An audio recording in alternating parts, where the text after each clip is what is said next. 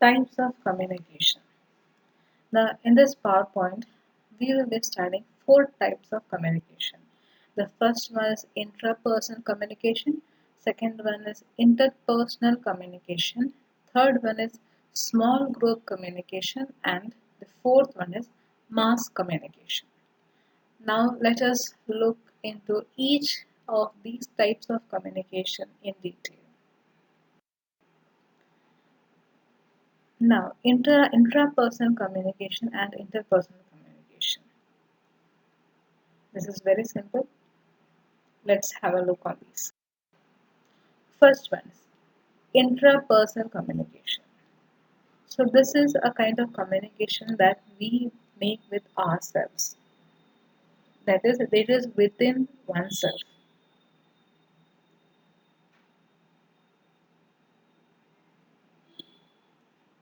Within oneself. This includes self talk, act of imagination and visualization, and even recollect and recall memory.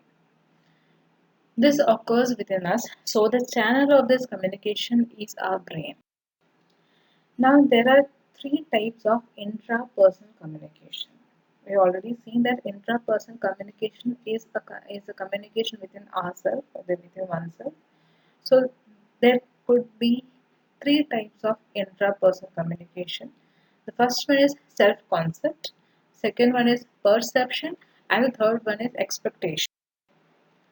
First one, self concept. Now, self concept is a collection of beliefs, values, and attitudes about oneself. It is an answer to the question, who am I? Beliefs are basic personal orientation toward what is true or false, good or bad. Beliefs can be descriptive or prescriptive.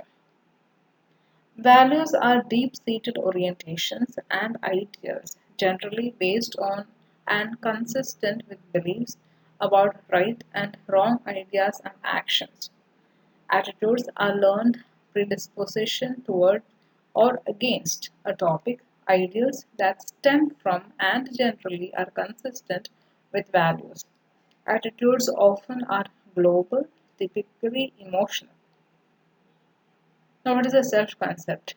It is a whole total of our collection of our own beliefs, value system, attitudes, and everything. Everything which defines who I am. This is all a self concept. And as said, beliefs, it could be descriptive or it could be prescriptive. Now, there are four things which build up self concept. They are self schema, past self, present self, and future self. Now, what is self schema? It refers to the long lasting and stable set of memory that summarize a person's beliefs and generalizations of one's experience. So, let me repeat it. It refers to the long lasting and stable set of memory that summarize a person's beliefs and generalizations of one's experiences. All our various self schemas combine and interact to form our self concept. Our self concepts tend to be highly complex, which is not surprising since we learn about and analyze ourselves probably more than anything else. As we go through life and gain new knowledge and experiences, we are constantly adding to or even reconfiguring our existing self schemas and self concepts. The second type is past self. The perception people have about their past relates to their perception of their current selves. In addition, people have a tendency to perceive the past self less favorably. For example, we always tend to think that I'm better than I used to be. Means I'm improving day by day. Present self. It refers to what I am today. And the future self says future selves or possible selves represent individuals' ideas of what they might become, what they would like to become, or what they are afraid of becoming. Possible selves may function as incentives for certain behavior. It is the attitude that I will be better than what I used to be. It includes physical characteristics, personality traits, and interests. Physical characteristics are defining traits or features about your body. These are aspects that are visually apparent, knowing nothing else about the person. To get good examples of physical characteristics, you should look at a person's face, how tall they are, and what they are wearing. Personality traits are the consistent behavior that a person shows. Now, the second type of intrapersonal communication is perception. The Latin root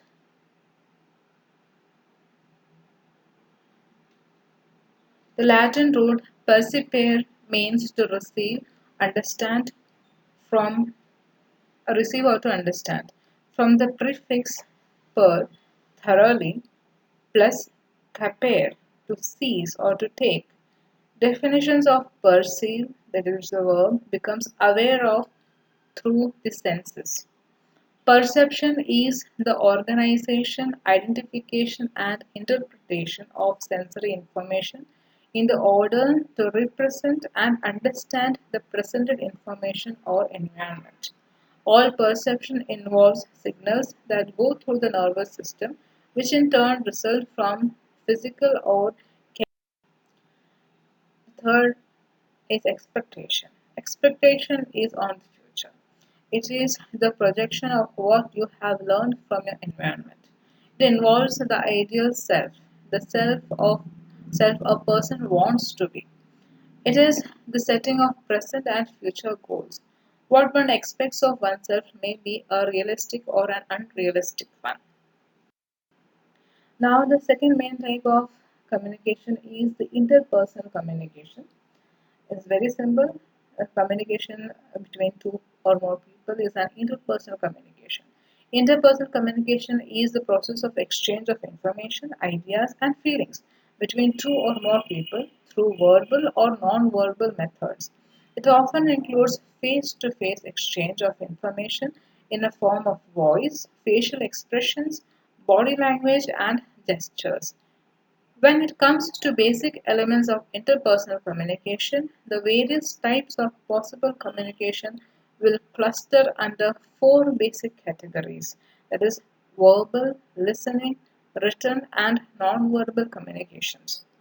One of the interpersonal skill is feedback, which is the way the audience convey the message to the sender on how they have received the communicated message. Third type of communication is small group communication. Small group communication refers to interactions among three or more people who are connected through a common purpose, mutual influence, and a shared identity. According to Wilson and Hanna, a small group is defined as a collection of three or more individuals who interact about some common problem or interdependent goal and can exert mutual influence over one another. Personnel committee, audit committee, report committee, grievance committee are the examples of small groups. Since it may be an informal communication, the group may or may not have any assigned leader. Every member can influence and can be influenced for performing their task. Now, the fourth and the final type of communication is the mass communication or the public communication. Mass communication is a process by which a person, group of people, or organization creates a message and transmits it through some type of medium to a large, anonymous, heterogeneous audience. This implies that the audience of mass communication is mostly made up of different cultures, behavior, and belief systems. And this was all just about the four types of communication: the intrapersonal communication, interpersonal communication, small group communication, and mass communication or public communication.